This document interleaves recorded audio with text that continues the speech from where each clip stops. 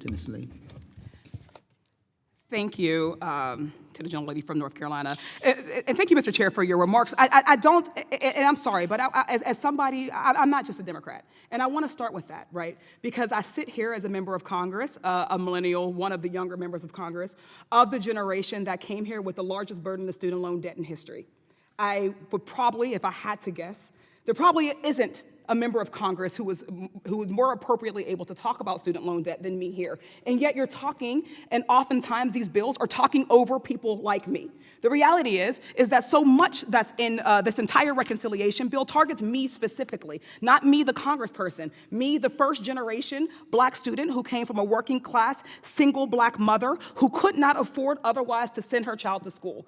She had a child who had aspirations, not to be a congressperson at the time, but aspirations to get a higher education, to be able to break cycles of inequality that we had been thrust into in communities just like mine. But for Pell Grants, but for the ability to take on loans, and I will be the first to admit, I would not have liked to have taken on loans.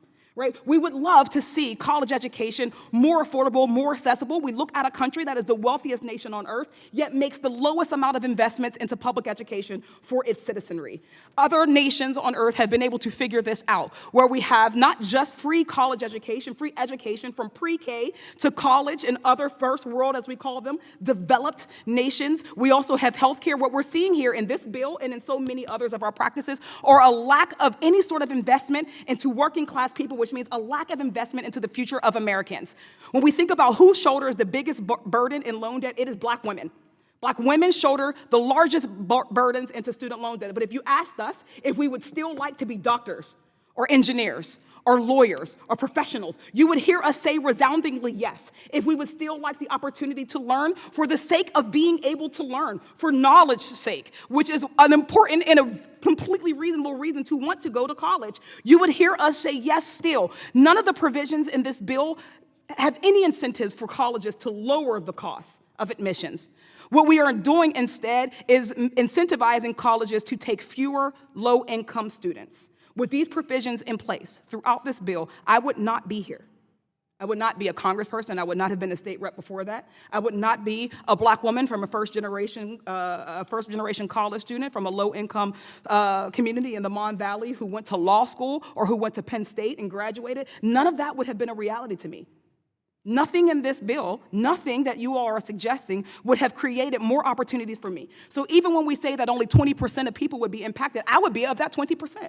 How many of your colleagues would be of that 20%? How many of your doctors or your nurses or your teachers would be in that 20%? I would argue that it is more than you would think. We deserve to be in career fields that we have passions and or talents for. But the reality is that we will not have those opportunities if we move forward with this piece of legislation. We will not have these opportunities. Black students, brown students, first-generation college students, first-generation Americans will not have access to college. We cannot simply say that we will take away the opportunities for students to access loans, not replace it with anything else, not replace it with lower college education, not replace it with lower interest rates, not make the system better, and still say that you will somehow figure it out. We know the outcome here. Black students, brown students, poor students will not be left to figure it out. Instead, elite students, students who come from the 1% will continue to be able to access education. They will continue to have access to career fields that we mentioned here. And the gap, the achievement gap, the racial gap will just continue to increase because these are not being addressed here. I yield back.